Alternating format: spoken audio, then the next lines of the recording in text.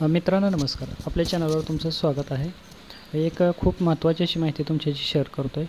तर आपण जीवामृतासाठी जी वडाच्या झाडाखालची माती आणतो ना, तर त्याच्यामध्ये एक ॲडिशनल बदल असा करा की ह्या ज्या पारंब्या जिथं जमिनीला टेकत आहेत, तर तिथली त्या पारंब्यावरती एक 2-3 लिटर पाणी टाकायचं आणि जिथं ही जमिनीला टेकत आहे तिथं पाणी जी जमिनीवर पडणार आहे तिथली माती तुम्ही कलेक्ट करा. ती तुमच्यासाठी खूप चांगली फायद्याची ठरणार आहे. कारण ह्या पारंब्यामधून जो निघणारा एक स्राव असतो तो पाण्यात मिसळून त्या जमिनीवरती पडतो.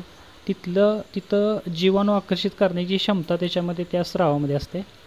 त्याच्यामुळे तुम्ही ह्या पारंब्यावरती एक 2-3 लिटर पाणी टाकायचं आणि त्याच्या पारंब्या जिथं जमिनीवर तिथं टेकत आहेत किंवा जिथं ते पाणी जमिनीवर पडतं आहे त्या ठिकाणचं माती तुम्ही कलेक्ट करायची. तर त्याच्यामध्ये एक जीवाणू आकर्षित करणारा एक स्राव असतो. तो आपल्या जीवामृतामध्ये किंवा इतर जरी तुम्ही स्लरीतनं सोडलं असा तर त्याच्यामध्ये जीवाणू आकर्षित करायची क्षमता असल्यामुळं आपल्या ह्याच्यातले जीवाणू वाढीसाठी त्याची मदतच होते आणि त्याचा इतरही त्या वडाच्या झाडाखालच्या मातीचा फायदा आहे ते आपल्याला मिळतातच. आणि ही अशाच पद्धतीची माहिती आपल्याला मिळण्यासाठी चॅनलला सबस्क्राईब करायला विसरू नका, शेअर करायला विसरू नका. तर सेंद्रिय शेतीसाठी ही खूप वेगळी अशी माहिती आहे.